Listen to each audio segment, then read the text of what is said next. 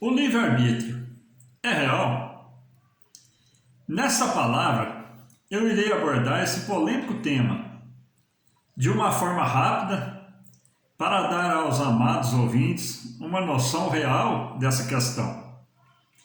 Eu me chamo Silvio Valente e me sinto honrado em estar com vocês nesse momento para falar da livre escolha ou da livre decisão ou da decisão própria, que é o livre-arbítrio. Na Bíblia que os evangélicos usam, você não encontra essa palavra livre-arbítrio. Na Bíblia que os evangélicos usam, há 7 livros a menos do que a Bíblia católica. O restante é 100% idêntico. E também uns acréscimos em alguns livros. Eles são considerados livro apócrifo, ou seja, livros sem a inspiração do Espírito Santo, e que não foram incluídos no cânon, ou seja, no conjunto de livros que compõem a Bíblia. Não que seja pecado você adotá-los. São até livros que dão algumas instruções.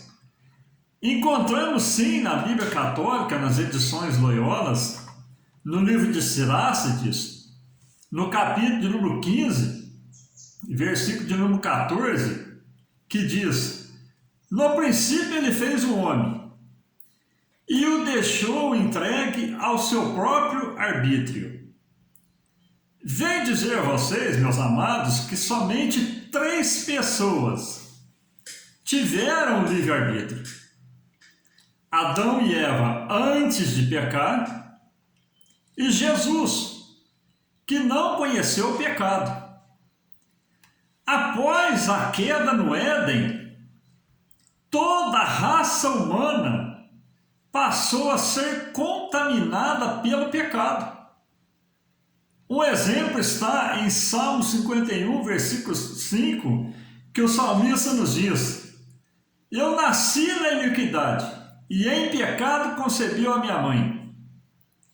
Também em Romanos nós vemos lá no capítulo de número 3, versículo 23 e 24, que nos diz: pois todos pecaram e carecem da glória de Deus, sendo justificado gratuitamente por sua graça, mediante a redenção que há em Cristo Jesus. O grande apóstolo Paulo, ele pode dizer em Romanos, no capítulo 7, no versículo 18 ao 20, a seguinte palavra: porque eu sei que em mim, isto é, na minha carne, não habita bem algum, pois o querer, o bem está em mim, não, porém, o efetuá-lo. Porque não faço o bem que prefiro, mas o mal que não quero, esse eu faço. Mas eu faço o que não quero, já não sou eu quem o faz, e sim o pecado que habita em mim. Ao se tornar pecador, todos necessitamos da misericórdia de um Salvador, que é o nosso Senhor Jesus Cristo. Sendo assim, o livre-arbítrio não é real. Veja o que Paulo disse em Gálatas, no capítulo 2, versículo 16. Sabendo, contudo, que o homem não é justificado pelas obras da lei, e sim pelas obras da fé em Cristo Jesus. Também temos crido em Cristo Jesus para que fôssemos justificados pela fé em Cristo e não pelas obras da lei. Pois por obras da lei ninguém será justificado, nem pelo bem que o homem possa fazer, pois as obras também não salvam, meus amados. Portanto, não temos o livre-arbítrio. mas sim um trabalhar de misericórdia em nossas vidas, pois o ser humano se salva quando alcança a misericórdia de Deus.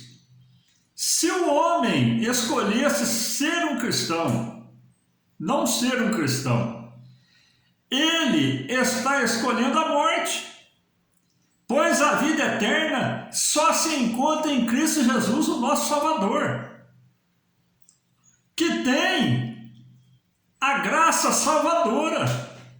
Efésios, no capítulo de número 2, versículo de número 5 e 8, nos fala o seguinte: estando nós mortos em nossos delitos, nos deu juntamente com Cristo, pela graça sois salvos. Porque pela graça sois salvos mediante a fé. E isso não vem de vós, é dom de Deus. Glória a Jesus por isso. Se sempre houve e sempre haverá homens tentando ser autossuficientes em tudo. Isso acontece, meus amados, desde o pecado de Caim e a Torre de Babel. Mas perante Deus o ser humano sempre será criatura e sempre terá que prestar obediência ao Criador. Veja o que fala lá em Romanos, capítulo número 14, versículo de número 11 e 12. Como está escrito: por minha vida, diz o Senhor, diante de mim se dobrará todo o joelho, e toda língua dará louvores a Deus. Assim, pois, cada um de vós dará conta de si mesmo a Deus. Não há como mudar, meus amados, o destino do homem que não aceita Cristo. O homem pode não querer a morte, mas Deus, sendo soberano para cumprir a sua ira sobre o homem, ele sempre será soberano. Parece, meus amigos, que Deus é cruel, mas ele é tão misericordioso que deu seu Filho para morrer por meus pecados. Sendo assim, já não tem a livre escolha. Vemos isso na parábola das 10 virgens, que se encontra lá no Evangelho de São Mateus, no capítulo número 25, 11 e 12, que nos diz como está escrito: por minha vida, diz o Senhor, diante de mim se dobrará todo o joelho e toda a língua dará louvores a Deus. Assim, pois, cada um de nós dará conta de si mesmo a Deus. Diante desse texto das 10 virgens, o ímpio, o ateu, o falso profeta, os que se opõem à palavra de Deus, terão o mesmo destino. Não por sua vontade, mas por uma decisão do Criador sobre a criatura. Toma hoje a decisão de estar servindo a Deus, enquanto a vida, a esperança, a morte, ela sela o destino da alma. Se foi salvo, será salvo. Se foi condenado, será condenado. Amém? Aí está, meus amados, uma explanação clara que o livre-arbítrio não é real. Nós precisamos de um Salvador para sermos salvos. Eu peço a você que se inscreva no meu canal no YouTube, Bíblia com Valente, acione o sininho de notificação para estar recebendo as minhas postagens.